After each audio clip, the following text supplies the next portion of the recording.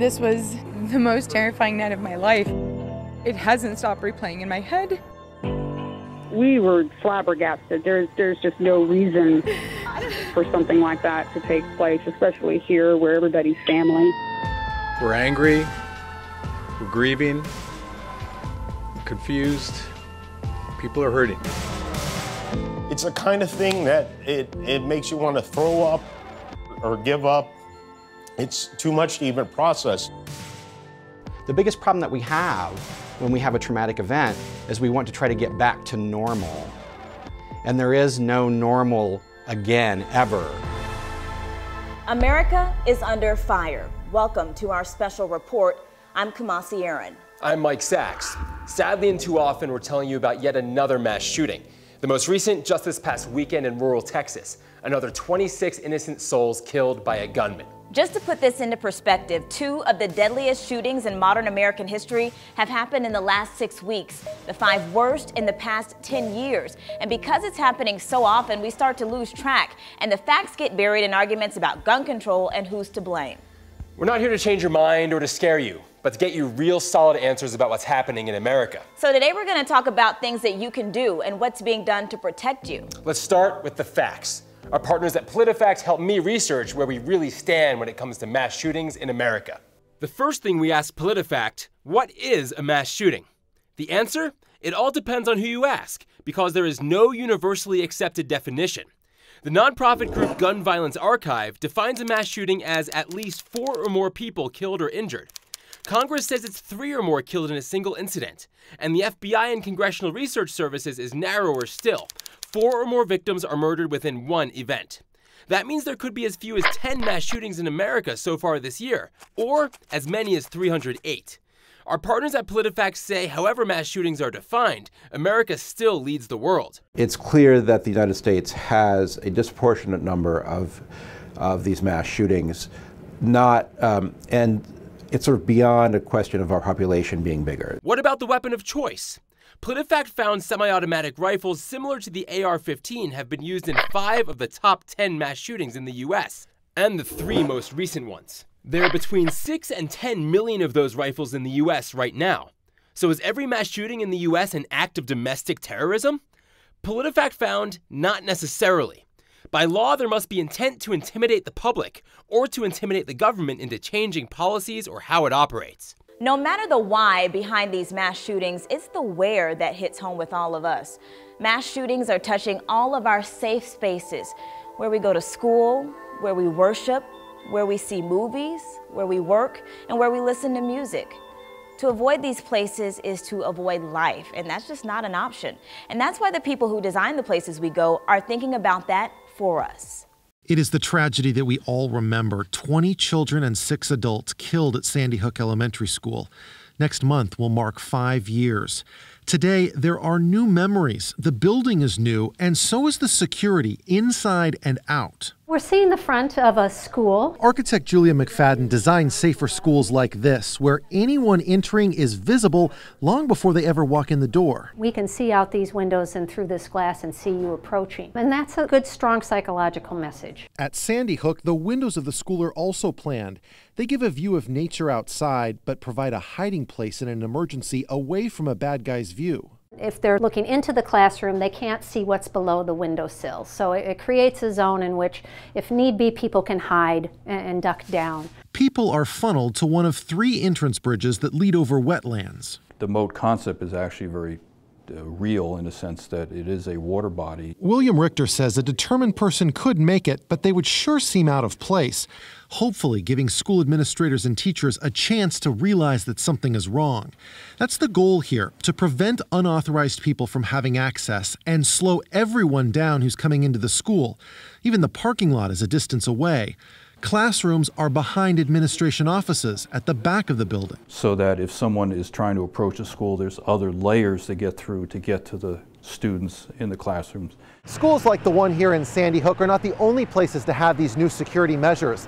In fact, they're being introduced in commercial buildings all over the country. So office buildings, they always talk about security.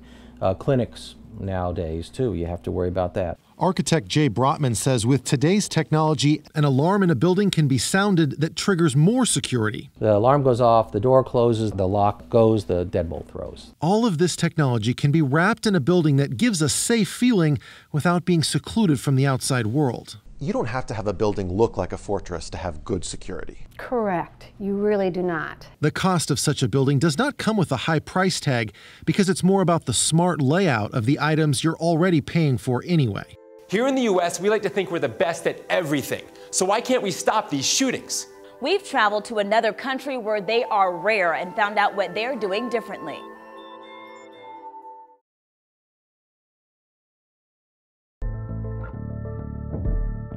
It's clear that we have mass shooting after mass shooting after mass shooting. It's so staggering that you don't even remember the number. You don't even remember all the names. There is a battle going on in America. Nobody seems to agree on a solution when it comes to gun control. But one thing's for sure, we have a lot of guns in this country. When it comes to guns, the U.S. stands out from the pack in a big way. Namely, it has way more guns than any other nation in the world.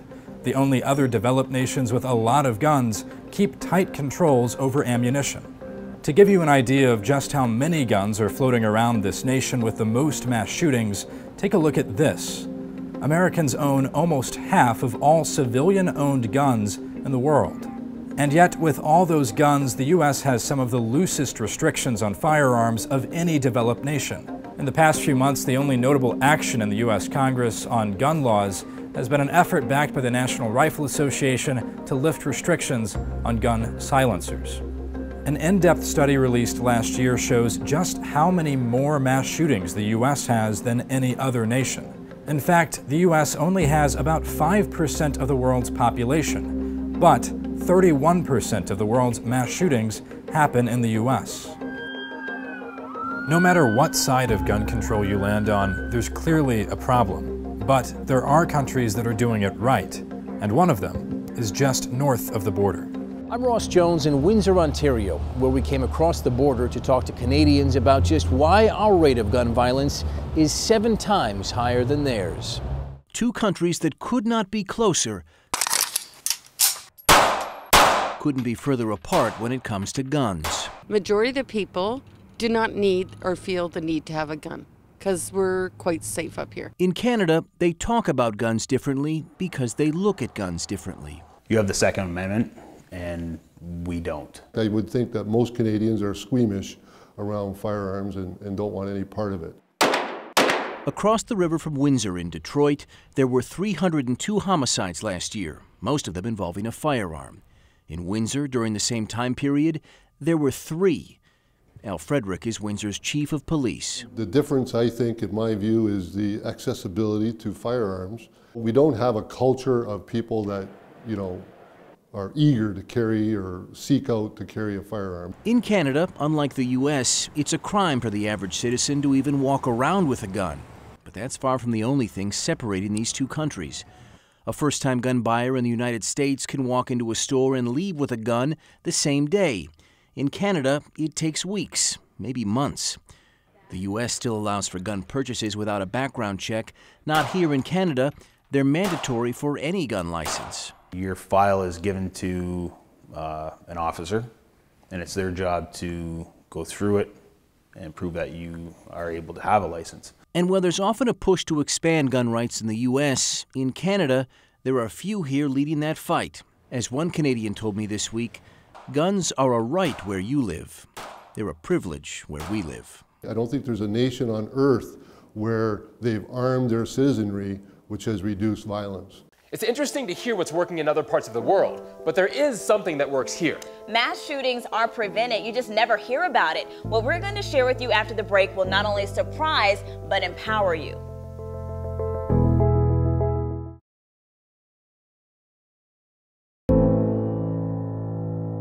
Now let's talk about the killers. We're not going to use their names. We're not even going to show you their full faces. But it's important to better understand what drives them to do the unthinkable. Patrick Terpstra is getting answers about what goes through their minds. What do the mass shooters tend to have in common? Dr. Richard Cooter is a forensic psychologist at George Washington University. He specializes in mass shootings and the mind of a killer. You'll have some people who are true psychopaths. That's relatively rare. The majority of these folks, they have a grievance of some sort. It may be real, it may be imagined, but whatever it is, it's real to them. An FBI report looked at 160 active shootings and found gunmen almost always acted alone, were usually male and a wide range of ages, and killed themselves about 40% of the time. But just what makes a person want to carry out such a horrific crime in the first place? Dr. Cooter says something makes them lose empathy and disconnect from their conscience. Oftentimes, he says, they become overwhelmingly angry. They tend to isolate from people and they just ruminate over this grievance. And over a period of time, they will come to the point that they can't stand it anymore. The Sandy Hook shooter was apparently mad at his mother. The Pulse nightclub shooter, who pledged allegiance to ISIS, was said to be angry at the world. Cooter says they may let the anger simmer, building until it makes them direct their rage at society. Other shooters are what he would consider highly psychotic, unable to feel remorse. He points to the shooter who opened fire in a movie theater in Aurora, Colorado. For a shooting at Century Theaters. Doctors testified he had a psychotic mental illness. The gunman who targeted Arizona Congresswoman Gabby Giffords and others was diagnosed with schizophrenia. And there's another factor. For the deeply disturbed, a mass shooting can offer instant fame, a way to make their life seem to have meaning. They become famous for a while. They're usually not around to know it, but that's the plan. And with that, it is a race to find the next mass shooter. There's one key thing all of us can do to make a difference. Speak up. We found it's working better than any of us may realize, but it's sadly a challenge that will never go away. You hear about mass shootings happening around the nation, but what you rarely hear about are the ones that didn't happen, that were prevented. About 2 years ago, this Colorado high school was the location for a potential mass shooting. You know, there are more interventions than there are mass shootings. Kevin Klein, the director of the Colorado Division of Homeland Security, says in just the last year, the FBI has prevented 150 mass shootings across the country because of threat assessment and prevention. That doesn't include what happens on a day-to-day basis in local law enforcement.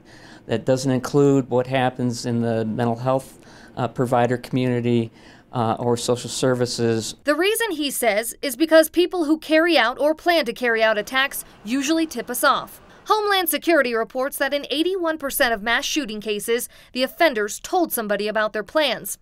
In 59% of the cases, the shooter told more than one person. It's not that people snapped, they decided.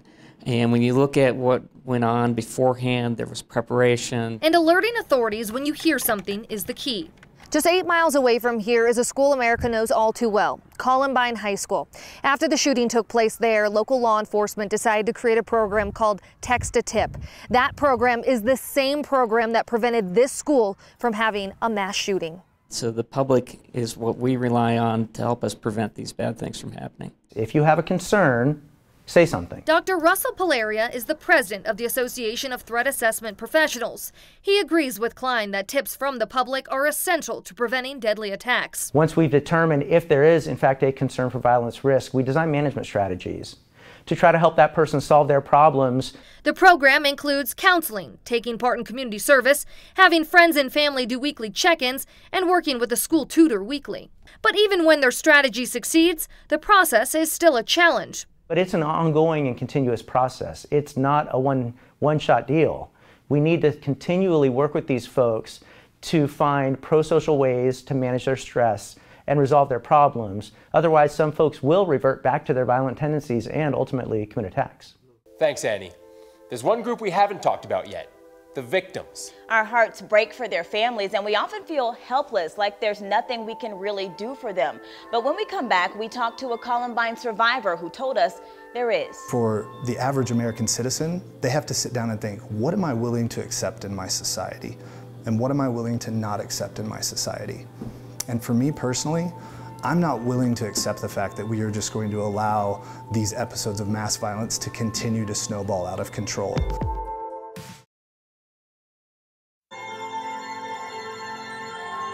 And then there was just random people stopping and helping people, and picking people up off the ground. He said, "I've got you," and it's just truly incredible. A stranger, jumping over me to protect me. There are a lot of people who survived these shootings thanks to people they'd never met. We talked with this woman. She wants to be ready if she becomes that total stranger. And we just need to be prepared anywhere that we are to save somebody's life if we can. And if somebody can take 2 hours out of a day and come learn how to save a life, it's worth it. Sadly, as much as we'd like and as hard as we try, not everyone can be saved. These are just some of the mothers and fathers, children and friends who've been killed. Memorials are built in cities all across the country to honor them, but is that really enough? Could we be doing more? We spent some time with a man who can answer that question for all of us. Austin Eubanks is a survivor from Columbine. He lost his best friend. He told our Chris Welch there is something all of us can do for the victims and their families. Do you think that we as a society do enough to remember the people we lost in mass shootings? I don't think so. I think that if we had done enough to remember the people who we had lost in mass shootings, that we would have been at a point where they weren't continuing to occur at an ever greater rate. These days, Austin Eubanks prefers not to talk about what happened on April 20th, 1999. That's when he and his best friend, Corey DePuter, huddled underneath a table in the library of their high school, while two of their classmates went on a rampage. He was shot twice. Corey was one of the 13 victims killed. Many say he was the kind of guy people like to be around. I know I sure did. I love you, Corey, and you'll be by my side forever. For Eubanks, that was the beginning of a downward spiral toward addiction. First into prescription medications for his physical pain, but that, he says, led to illicit drugs, then alcohol. So I held on to that belief that because this tragic, this profound tragedy happened to me, that I needed those medications to be functional. And I maintained that false core belief for the better part of a decade until I finally found long-term recovery. Not only did he find recovery, he's made it his life's work here in the mountains of Steamboat Springs, Colorado, where he's the COO of Foundry Treatment Center.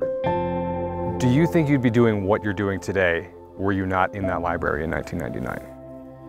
There's no way. He sees a direct correlation between the rise in mass shootings and the ever-worsening opioid crisis. And I see this happen time and time again where these events occur and addiction ripples through a community as a symptom of the trauma from one of these events. 3 of the 5 deadliest shootings have taken place in just the last year and a half. I never thought that it would get to this point.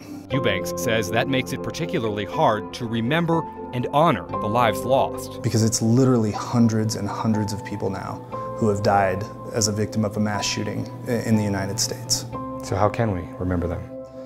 Well, for me personally, the way that I remember my best friend is by doing the work that I do today. And he says there's something we can all do right now. The common thread through all of these perpetrators isn't some radical worldview or religious motivation or motivation by targeting a specific demographic. The common denominator through all of these people is isolation and loneliness. Eubanks says we can all work on that by simply reaching out to more people in our communities, even if they seem different, and teaching our children to do the same.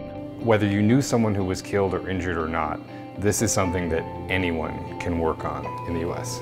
Absolutely, very much so. And I think that it's something that everyone needs to work on in the U.S. Despite the fact that things have only gotten worse since Columbine, Eubanks says he's confident the problem will get better.